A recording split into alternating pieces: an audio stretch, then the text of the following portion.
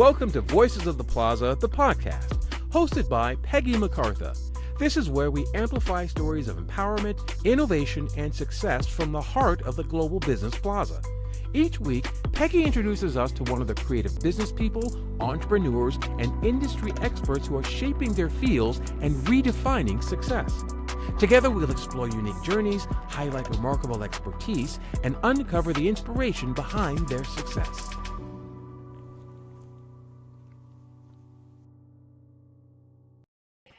Welcome to Voices of the Plaza, and boy, do I have another amazing show for you today. I am joined by Jessica Dugas, and Jessica, introduce yourself and tell us a little bit about you, because I don't know, you have a lot going on. You have a lot going on.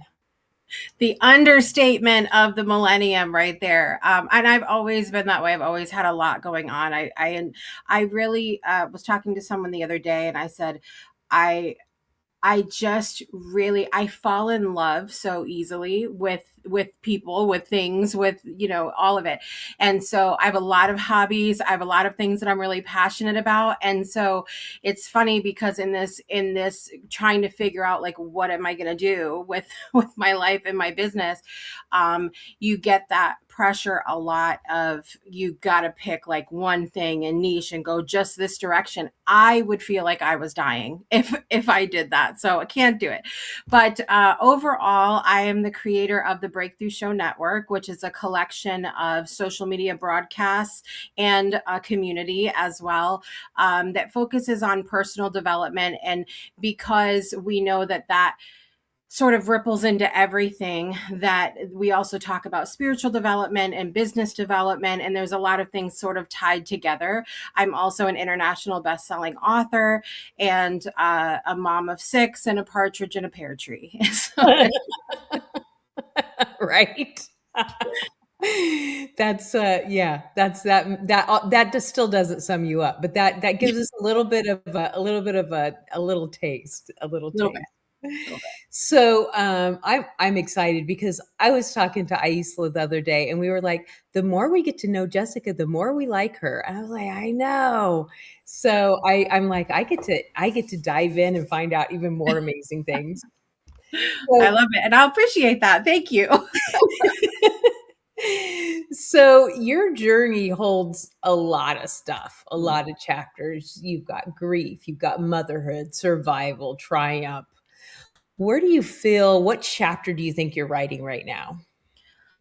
Oh my gosh. I feel like it's so hard for me this is why I don't have like a book about my life, because I feel like so many chapters sort of weave together in a very strange way.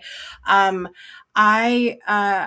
in a really interesting space of personal discovery right now, and I've been really for a little while. The Breakthrough Show Network back in 2017 was an idea that I came up. Well, it was the Breakthrough Show at first. It was an idea that I came up with because I had written a story about how my life shifted tremendously when my 24-year-old brother died of cancer. And after I wrote in that book, I was doing mentoring. I had a mom's group at that time that I was running and a lot of different things. But that period of time really shifted me into this space of personal development for myself.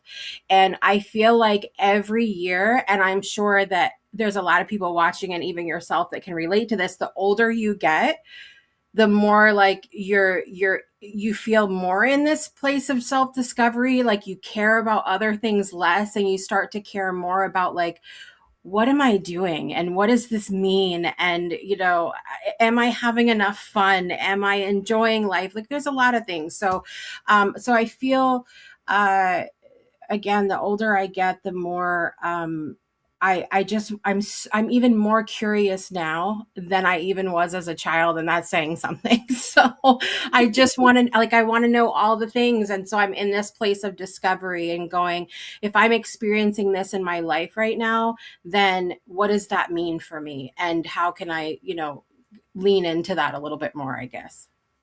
I feel like I feel like myself and a lot of people in the Global Business Plaza that I talk to are kind of in the space right now where it's like shift, balance, shift. It's kind of like recalibrating. It's Yeah. like not in a bad way, not in a shocking way, just in a like almost a curious like, Yeah. okay, I'm going to shift here. Okay, let me get my grounding here. Oh, maybe a little bit more this way, a little bit more this way. And just a recalibration is just, I feel like recalibration is going to be my year of 20, my word for 2026. It Uh, makes sense. or maybe it's just going to be my word this month because it's coming up to me like all the time. I know, and I feel that like the constantly just going to a space and going, okay, what is this? How does this feel? And does this, and then also it's easier now for me to, if it's not a good fit, it's becoming easier now for me to let things go, which is not something that historically has been easy for me to do because I am a very nostalgic, hang on to it until it burns Right. kind of thing. I'm horrible that way. And so, but it is becoming easier now to go, hey, this isn't a good fit, we're gonna let this go. That's that how about I mute my computer? How about we do that? There we go. Um, um, I feel like letting go is like a superpower. Mm, I feel like the older I get, the better I get at that because I too, like you, was not good at letting go of things. yeah. So Yeah. I think that's a really good thing. I'm So trying for it to be a superpower. It's not easy for me, but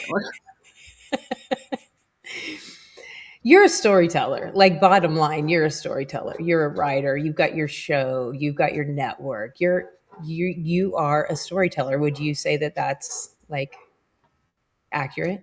yeah, I always have sort of felt like I'm in the wrong time, if that makes sense. Like I'm from like when we used to sit around a campfire and that was the only entertainment we had was telling stories. I sort of feel like I'm from that period of time, maybe. But I grew up with my grandparents mostly, and I think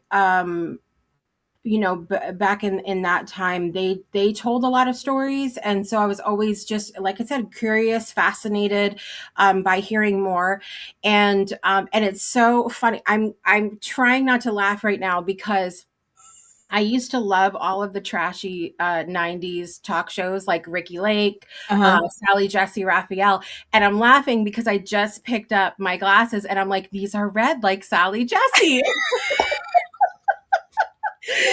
And the Voices of the Plaza is the first podcast you get to be sassy on. I like it. Just I know. pull And it. and so like I used to love those kinds of shows, but I wouldn't, a lot of people watch them and they're like, oh, this is funny, and they go about their day. I want to know, I'm like, where did they come from? How did they get to that place? Like I just have always sort of been super curious in that way. So I love hearing stories as much as I enjoy telling stories. And so it's always just been part of who I am, I think.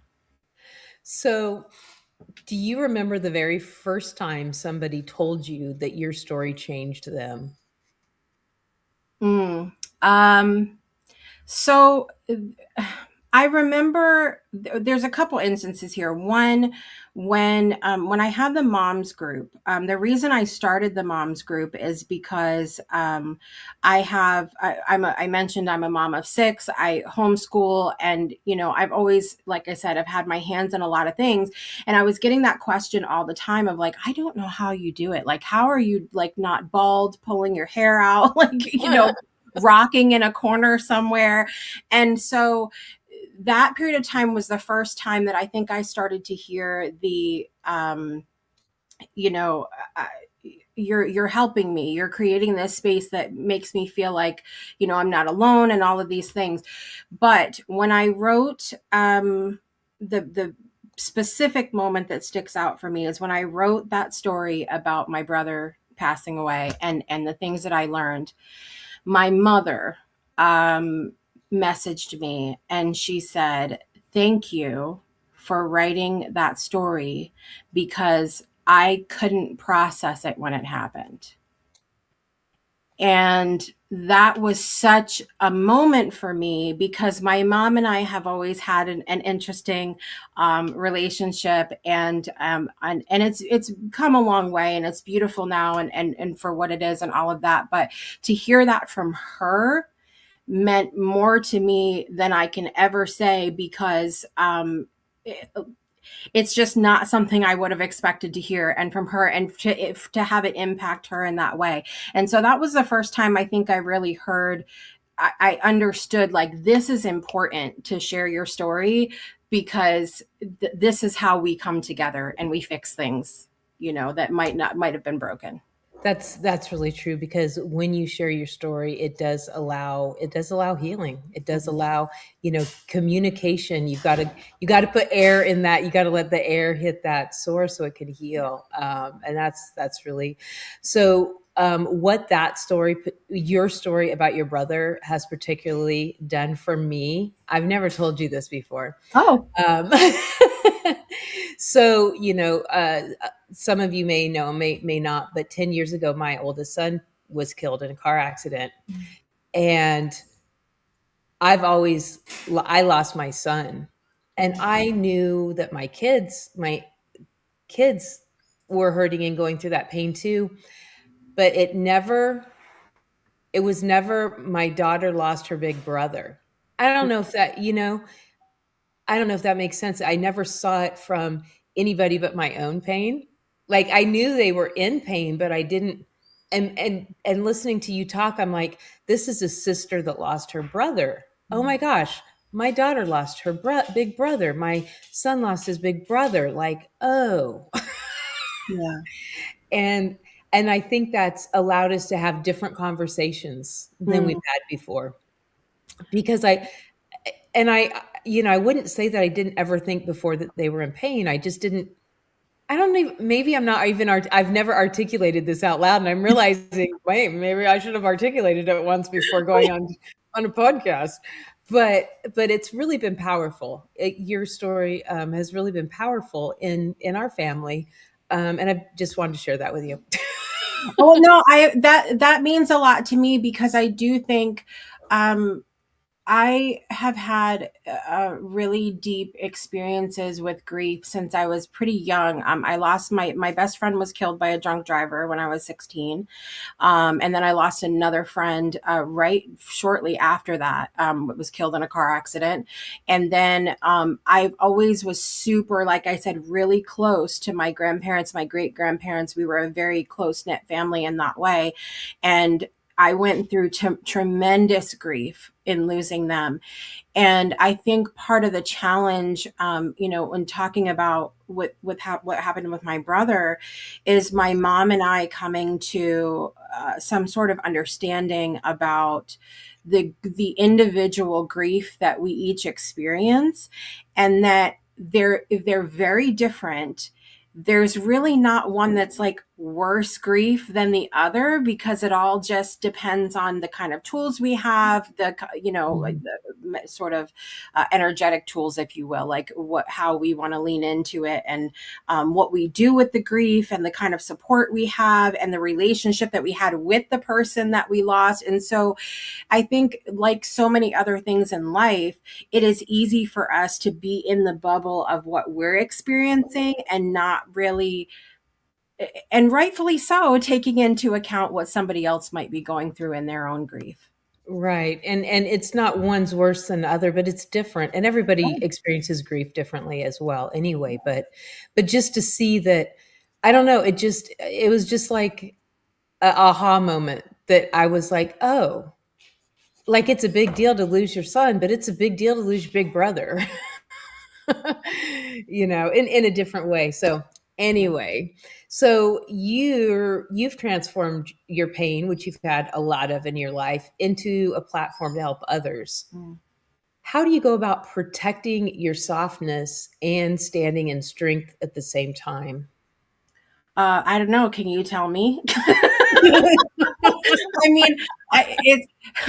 I feel like, and sort of, I guess I hesitate a little bit in saying this, but there's moments I really don't know.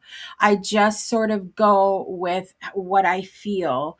um, in the moment. I think I have always been a pretty soft, very naive. I mean, I had a conversation during the expo with Susan in her room, and I had them rolling on the floor because I'm so naive. I am so naive. Like I was worse as a child, um, and so I guess that comes across, I guess, as well, she's a softie. She doesn't really know anything because she just believes whatever. But I I think I have, and this is another thing that I think comes with the older you get, and you start to witness the world in a way that it's hard to look out at the world as it is sometimes right now, and not feel like I just want to rage and, and freak out and be mad. And even looking back at the things that I've gone through in my own life, it is so easy to want to slip into why. Mm. Why me? Why did this happen? And a lot of times I can point the finger back at myself, and that's a real humbling moment, to be able to go, well, I did that. But my bigger challenge has been not allowing myself to live in guilt and anger at myself, because that has had a worse effect on my health than anger for I went through this. It's more like, what have I done? And so I think it helps me a lot to have a network where I'm also committed to sharing other people's stories, because it takes me out of this be so angry and feel bad for yourself place, because I've got to focus on other people, and so that really helps me. And that's another, I think, sort of superpower, I think, when it comes to telling stories and listening to stories, is it doesn't take much to hear somebody else's story and go, oh, well, I thought I had it really bad, or I thought I viewed things this way, or whatever. It takes you out of your own crap and to focus on somebody else's stuff for a little while. And so that really helps me in sort of this balance of, well, I want to change my life and I want to do better, but I can't sit here in this place of what if, and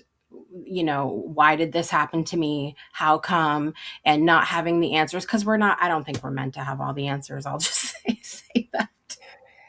Exactly that, and my least favorite phrase is "That's not fair," because Mm, no one ever promised us fair. Like that was never ever in the.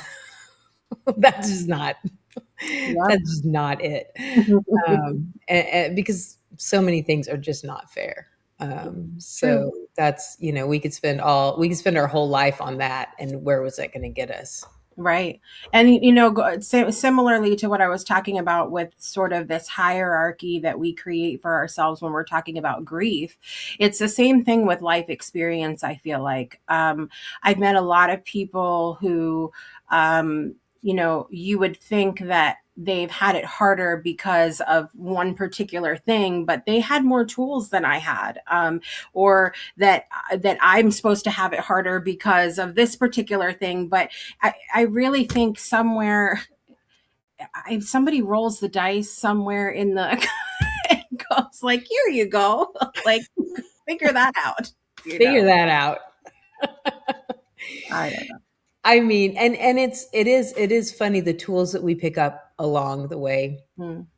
Um, when I was 3 years old, I was sitting on my sister's bed. I remember this like clear. My sister's 11 years older than me. I don't know where she got this piece of wisdom, but she told me it doesn't matter how broken your life is. The only thing that matters is how good you are at picking up the pieces. And then she poked me in the chest and she's like, "You're good, Peggy. You're good at it. You're really good at it." And that little thing that happened when I was 3 years old has carried me well over 50 years now, in every time it feels like everything's crumbling, it's like, it's all right. I'm just going to pick these pieces back up. Yeah. And it's little tools like that that we pick up that may seem insignificant, but they're actually like, the amazing thing. Right. So I want to talk about the Breakthrough Show Network. The Breakthrough Show Network doesn't just broadcast, it heals. I mean, it's I don't know a lot about it, but I know enough to know that it is amazing. How have you blended the technology with the soulfulness and the transformation, and how has that kind of unfolded for you? Like, is it at all what you dreamed it would be, or is it just grown legs and done its own thing? I never thought we would be. I mean, I never thought I'd be doing this. Not in a million years. Not in a million years. I mean, I look back and I was joking about the old talk shows that I used to watch when I wasn't supposed to be watching them, but I did. And my great grandparents, okay, they had a basement that was partially finished, and they had an extra bed down there for like company that would come, and there was no door to that bed, so there was just this like old clothesline, and they had like Oh, a uh-huh. curtain hanging, and I would invite my friend Tiffany from across the street to come down there, and I would pretend that I was the white Oprah Winfrey. I mean, I was like through the curtain, everybody, please. Well, and so I look back at that moment and go, okay, maybe there was me that was foreshadowing of like, I want to have a talk show. That's what I want to do. But you don't know when you're 9 years old and like playing in the curtain in the basement, you don't know what's going on. And so when I came out, when I had the breakthrough show initially, which is how it started, I said I want to have a show like The View but less drama. I don't want people arguing on the stage, none of that stuff. And so I had a panel style talk show. We were focused on spiritual development only at the time. And then I had gotten really sick about 2 seasons into it. And I said, I don't know what I'm going to do, but I can't be on camera all the time right now. But I've grown this platform, and I had two friends at the time who had talked to me about wanting to start their own shows.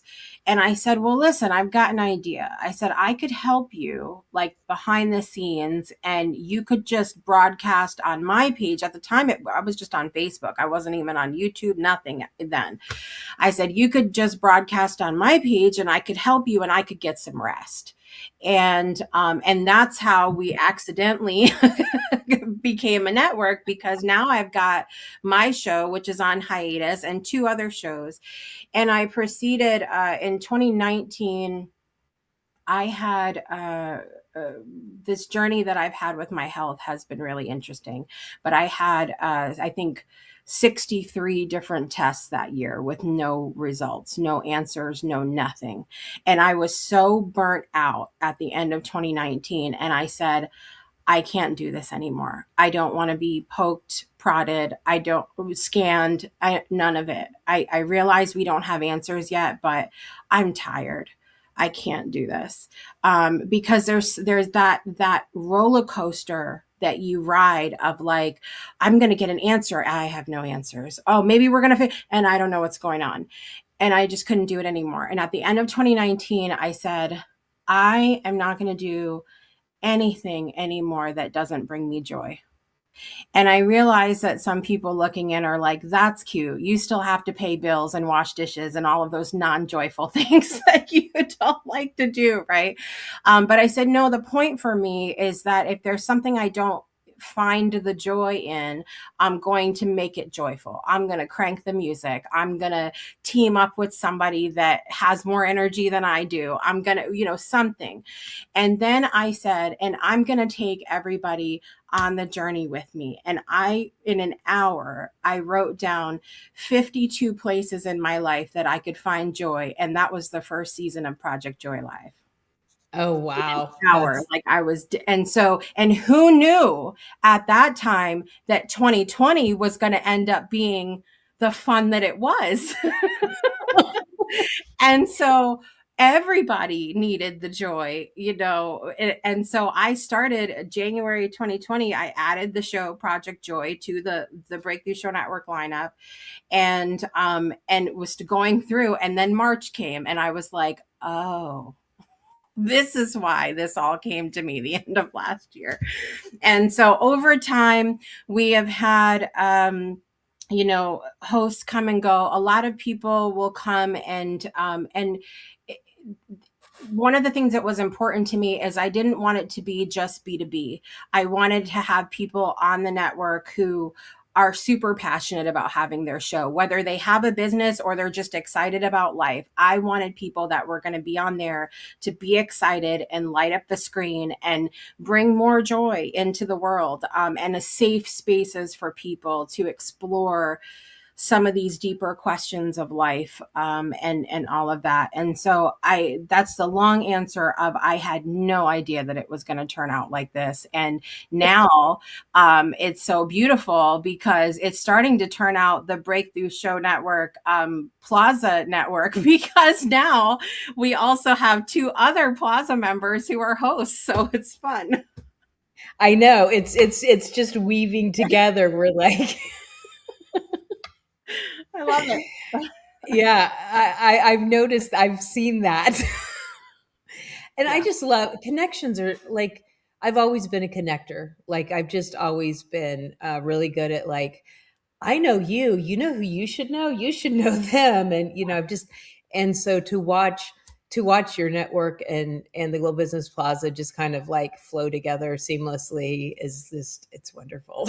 Yeah, it's fun. It's fun to see everything kind of crossing. And that's been, if I can talk about this for a minute, I was also involved with another network. My show was involved with another network, a while back, and there wasn't,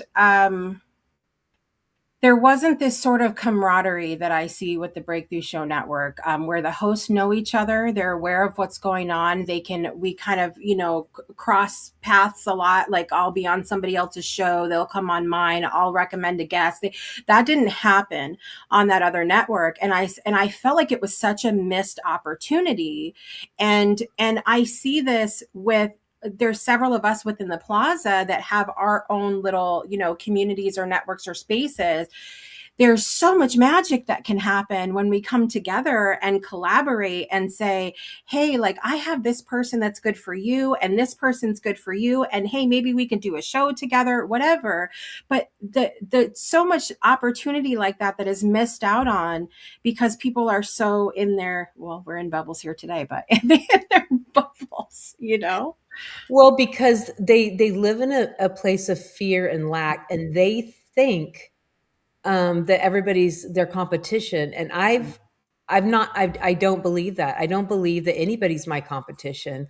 Yeah. I've been a photographer for 37 years. Do you know how many people are photographers? If I was afraid of competition, like I would have set my career down, decades ago. Because when you're in public and people say, what do you do for a living? And you say a photographer, they don't say, oh, cool, tell me about that. They say, oh, my uncle has a camera. Oh, my friend's a photographer. Oh, Yep. and they don't care. Right.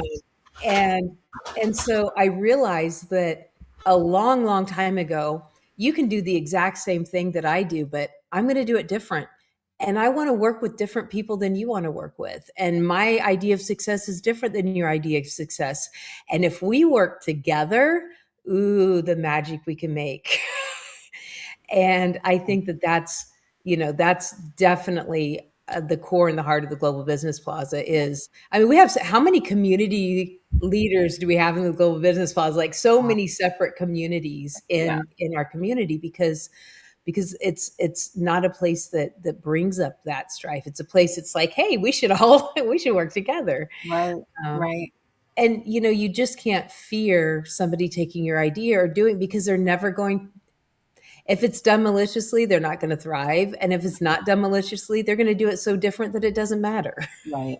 And it's hard. It's hard now. I think we've talked a lot on the Breakthrough Show Network from show to show, really, about how much things have changed, for the last 20, 30 years because we've gone from this sort of like you had to pick up the phone to call someone. And if they weren't there, you had to just leave a message and hope they were going to call you back. And to now we're so well connected, but I don't necessarily think that there's been enough time to process through the what is this going to look like, or what's the etiquette here, or I just feel like we're learning as we go, which is sometimes a dangerous road to be on. It's fun, but sure, but I mean it's a lot.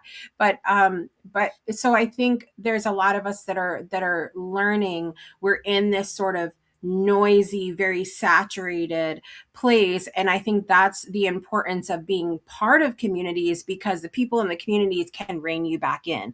I can't tell you how many times I have to tell my hosts, stop paying attention to the numbers, stop worrying about what everybody else's shows are doing, worry about your show. Don't get into comparison mode, And so being in community, and you've done that so beautifully with me, and I've had to thank you for that, to go, hey, nobody can do it like you. You just stay in put your blinders on and go. And the vanity numbers are it's a trick, because who cares if you reach 100,000 people and only 3 people talk to you? Then Right. focus on reaching 3 people, the 3 people that you need to talk to, Because I mean, I had to think about this for myself. I would, I will still have moments where I'm like, I only had 10, I sent this invitation out to 50 people and only 10 people came, or 5 people came. And if you're because this is how I had to shift, because I'm a people pleaser, and it's okay. I had to shift my mindset though, to if I'm focusing all my energy on the people that didn't come, I'm actually dishonoring the 5 people that did come. It did come. And so that was the big breakthrough for me, is going if I want people to be happy, if I want to serve in the biggest and best way that I possibly can, my energy is going out the window worrying about who's not even here. And what does it matter? And you're stealing all that energy from the people that did show up. Yep. Yes, that is so true. And that is probably one of the best pieces of advice anybody can get. That right there. I love that. Okay, so tell me something about you that would surprise or shock most people, something that gives you joy or peace that isn't like chocolate. You know what I mean? Like obviously chocolate gives us joy and peace, but but what would surprise people? What is the thing? Oh my gosh. I really have to think about this, because I'm we talked about this a little bit during the last expo too, when we were talking about how much do we share. I am such an open book. It's horrible, to a fault sometimes. But gosh, well, okay. So this is something I was actually only brought up on Wednesday, so yesterday. And that's that I enjoy writing really ridiculous, silly parodies to popular music, ones that are funny. stupid and horrible. So I will and inappropriate, and so I wrote a few years ago. There's a song. There's a R&B rap song called "Look at Me Now" with Chris Brown and Busta Rhymes.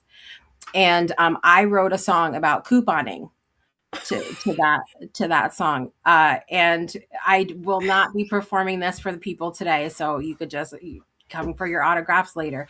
But I'm literally a walking musical. So I promise you this, we've been talking, 37 minutes now. And you've said, I've had at least 6 songs running through my head while you've been talking. It's really a disease. That is hilarious. But it brings me so much joy. I love music. A lot of people know that. I grew up performing, singing, songwriting, acting, all of that on stage. And so I love, I'm a walking musical. I'm sorry. Just That's hilarious. I did not know that. See, I learned something. That's awesome. That's I really tried to funny. give you something good. That's pretty good. I would have said something boring like vacuuming. I love to vacuum. Like You whenever come anybody in the house is like, "I'll vacuum for you," I'm like, "No, go do dishes. I'll Yeah. vacuum." You come vacuum for me and I'll sing you a song about vacuuming while we do. I would vacuum and listen to you sing all day. We'll have to do that. That is hilarious. Okay, so you have an exciting thing coming up. Can you tell us about the Blue Duck Society? I can, and I'm wearing my blue duck today. I'm okay, so I'm so excited about this because like I said, I get super passionate about a lot of things, and along with the music that fills my brain, I also am a wealth of pop culture knowledge. I don't remember why I walked into the I'm kitchen. never playing trivia with you because I I suck at it. I would just be like, yeah. Or if just we do play, I'm on your team. yes, we'll team up. It'll be great. There is a movie that Adam Sandler did called Billy Madison, and in that, just really quick for anybody that's not doesn't have this stuff living rent free in their heads, he needs to take over his father's company, but nobody believes that he could do it, and they find out that his father paid his way through school. And so he wants to prove that he can do it. So he's going to go back and spend a week in every single grade, starting in kindergarten, and repeat the whole of his school to prove that he can do it. Well, in the first grade one, he has to color a picture in order to graduate the first grade, and he colors and draws a blue duck, and the teacher says to him, like, why did you draw the blue? And he says, I drew a blue duck because I've never seen a blue duck before, and I just wanted to draw a blue duck. And that was the end of that. Well, so that scene for some reason always stays in my head. And when I started thinking about it, my brother and I used to love to watch that movie together. And my brother he was fearless. He didn't know a stranger. Now, I mentioned that I performed and things on stage and everything else, but I was afraid. Like I literally would shake through the whole thing. It was really sad. And my brother never knew a stranger. He wasn't afraid to be himself. He just was unapologetically Adam. And so I started thinking about a year ago. I had moved back home here to southeastern Connecticut, and there's a restaurant down the street. We were looking for somewhere to eat, and all of a sudden, I see there's a restaurant called the Blue Duck, and I was like, "This is okay." So I go in there, and there's phrases on the wall from the movie, from Billy Madison, and all these things. And then about a month after that, a friend of mine sent me a bag of charms, and in the bag was a blue duck.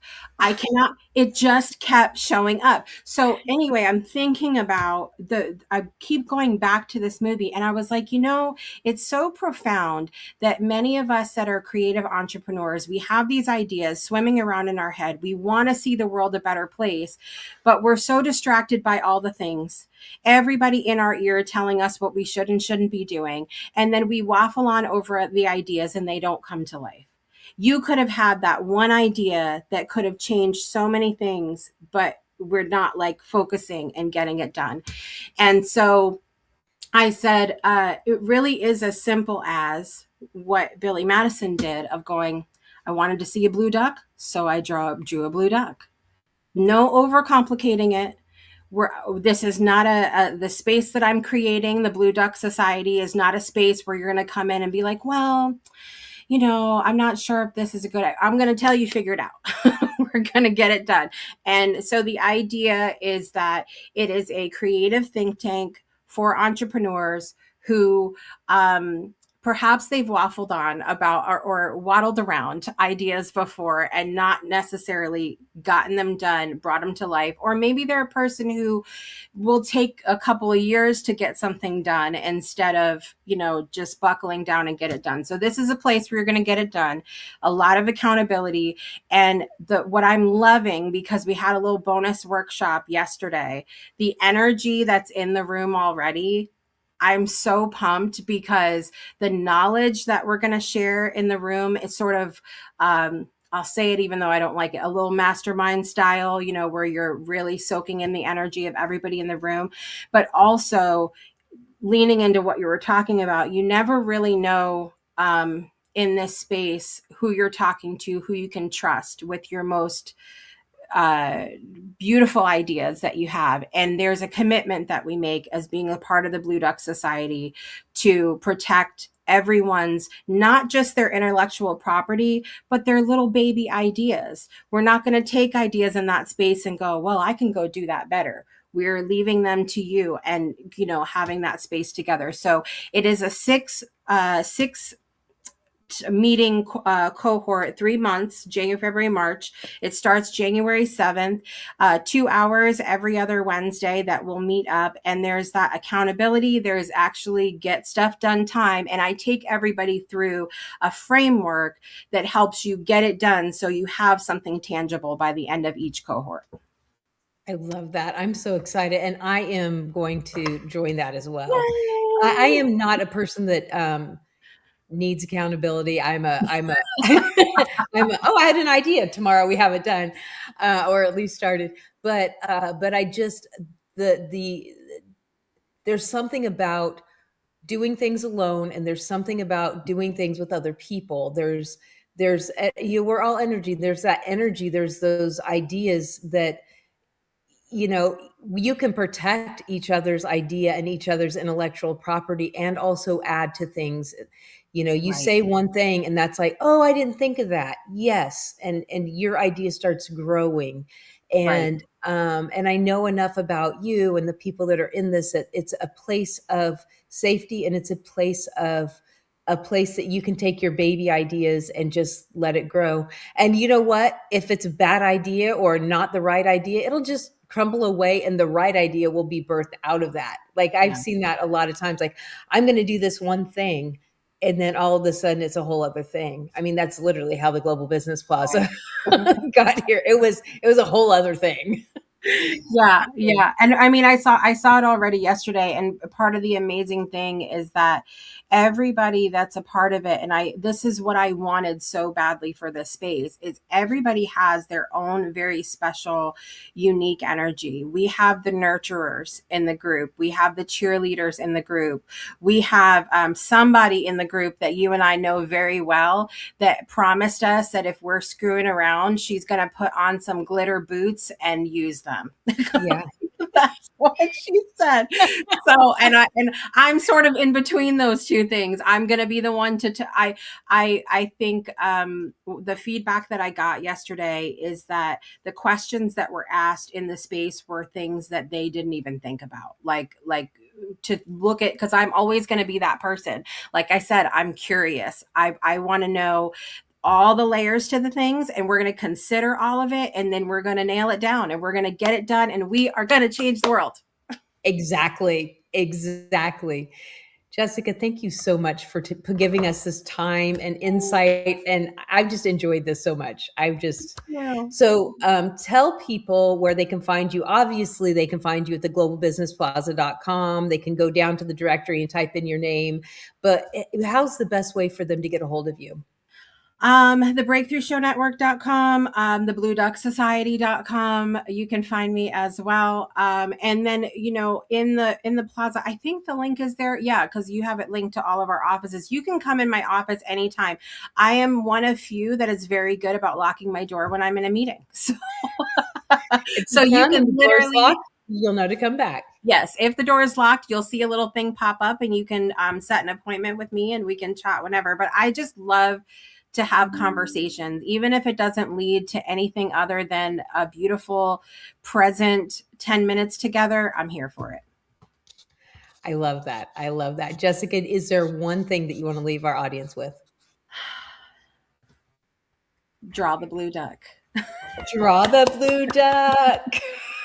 You might be the person meant to create the world that you're wanting to see. You could be the answer. Like, that's just, I'm getting my own chills at the moment. You could be the answer to what you're looking for, and most likely you are the answer to what you're looking for. So let's draw it. Let's do it. If you haven't seen it, be the one to show the world. There it is. Jessica, thank you. Thank you. I will see all of you next Thursday.